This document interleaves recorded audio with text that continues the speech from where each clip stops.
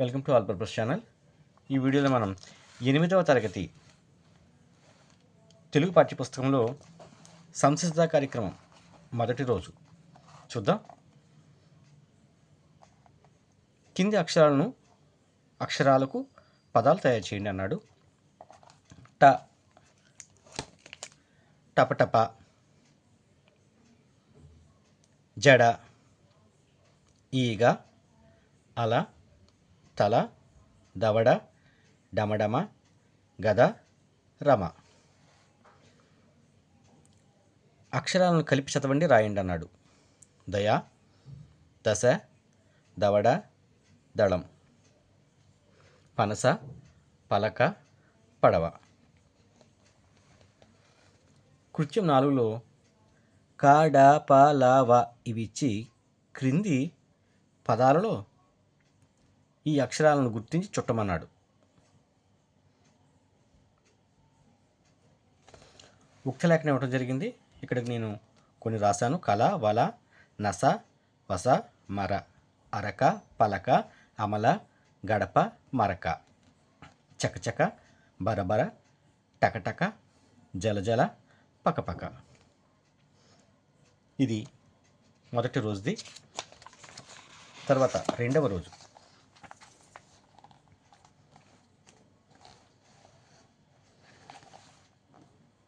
రెండు అక్షర పదాలు, 3 అక్షర పదాలు చదవాలి. అలాగే క్రింది వాక్యాలను చదవాలి. ఉక్తలేఖనం ఇవ్వడం జరిగింది. నిన్నటి వరకు జరిగినటువంటి పదాలపై ఉక్తలేఖనం. అపజయం, ఏడవటం, వందనం, సంబరం, దశరథ, అంబరం. రెండవ రోజు కృత్యం. ఇక్కడ ఇవ్వబడినటువంటి అక్షరాలను చదువుతూ వాటితో పదాలను రాయమన్నాడు. ఉ, ఊడ, ధ, ధనం, ఫ, ఫలం, ఏనుగు, ఖరం, ఛత్రం, ఓడ, ఘనం, డమరు. అక్షరాలను కలిపి రాయమన్నాడు. కృత్యం 2లో అక్షరాలను కలిపి రాయమనటం జరిగింది. గంట, పంట, జంట, తంట, మంట, ఇంట, జగం, జత, జలం, జనక, జలజ.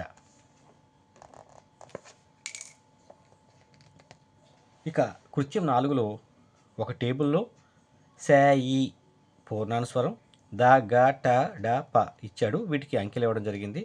2, 5 కలిపి రాయమన్నాడు. ఈగ, 4, 1 దశ, దండ, గడప, గంప, పడగ, పంట.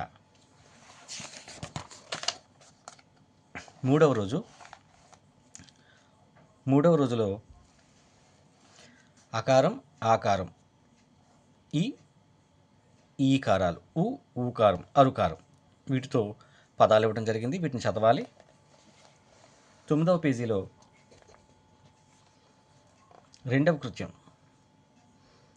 పదాలను తారుమారుగా ఇచ్చాడు. వీటిని సరిచేసి రాయాల్సి ఉంది.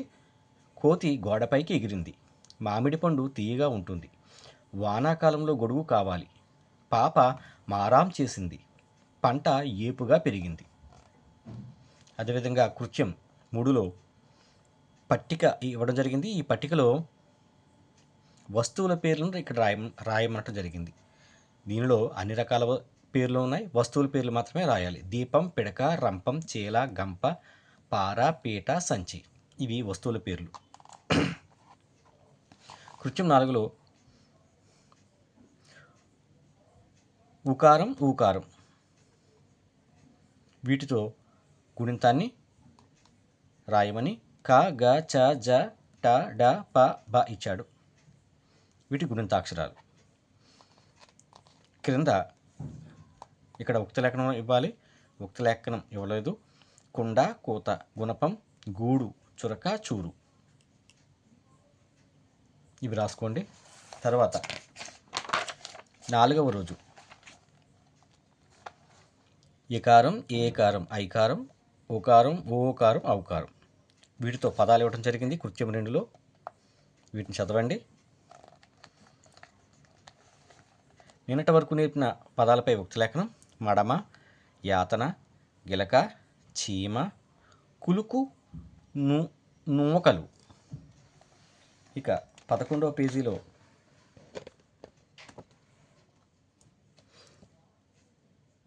యత్వము, యాత్వము, వత్వము, వత్వము, ఏకారం, ఏకారం, ఓకారం, ఓకారం వీటితో గుణింతాలు రాయడం జరిగింది. వీటిని రాసుకోండి. అదేవిధంగా కృత్యం 2లో ఒక బాక్స్ ఇచ్చాడు. వీటిలోని పదాలని ఇక్కడ రాయమన్నాడు. కోతి, గొడుగు, తోడేలు, కోడి, గుడిసె, గొలుసు. అదేవిధంగా 11వ పేజీలో ఒక చిన్న కథ ఇవ్వడం జరిగింది. దానిపైన ప్రశ్నలు. కుందేలు తాబేలు ఏ పందెం కాశాయి? కుందేలు తాబేలు పరుగు పందెం కాశాయి. కునుకు తీసింది ఎవరు? కుందేలు కునుకు తీసింది. పందెం గెలిచింది ఎవరు? తాబేలు పందెం గెలిచింది. ఆగకుండా నడక సాగించింది ఎవరు? తాబేలు ఆగకుండా నడక సాగించింది. తరువాత 5వ రోజు పేజీ నెంబర్ 12లో 5వ రోజు గుణింతాక్షర పదాలు ఇవ్వడం జరిగింది. వీటిని చదవండి. క్రింద ఉక్తలేఖనం: చెరువు, రేడు, టైరు, గొడుగు, దోమ, నెల, మైదా, పొగ, కోట. తర్వాత 13వ పేజీలో కృత్యం 1లో అక్షరాలను కలిపి పదాలు తయారు చేయమన్నాడు. భయం, భజన, భరతుడు. ధనం, ధరణి, ధగధగ. ఫలం, పని, ఫలకం. రేఖ, లేఖ, శాఖ. మేఘం, సంఘం, మాఘం. కృత్యం 2లో ఘీంకారం, మేఘాలు, ఖైదీ, ఝషం, మిఠాయి మహాప్రాణాక్షరాలు ఇవ్వడం జరిగింది. మహాప్రాణ అక్షరాలు కలిగిన పదాలని ఈ ఖాళీలో రాయాలి. జైలులో ఉండేవారిని ఖైదీ అంటారు. ఏనుగు అరుపును ఘీంకారం అంటారు. వానలు కురిపించేవి మేఘాలు. తీపి మిఠాయిలను నేను తింటాను. జషం అనగా చేప. ఇక 13వ పేజీలో చివరిగా కథ ఇవ్వటం జరిగింది. దానిపైన ప్రశ్నలు. రాజు చేరుకున్న గ్రామం పేరు ఏమిటి? రామాపురం. దేశ సంచారం చేస్తున్నది ఎవరు? విక్రమార్కుడు. రాజు ఏ నదిలో స్నానం ఆచరించాడు? గంగా నది. నీకు తెలిసిన 2 నదుల పేర్లు రాయండి. గోదావరి, కృష్ణ. Thank you.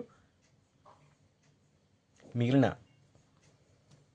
కృత్యాలని కూడా మరొక వీడియోలో పోస్ట్ చేస్తాను. వాటిని కూడా తప్పకుండా చూడండి. Thank you.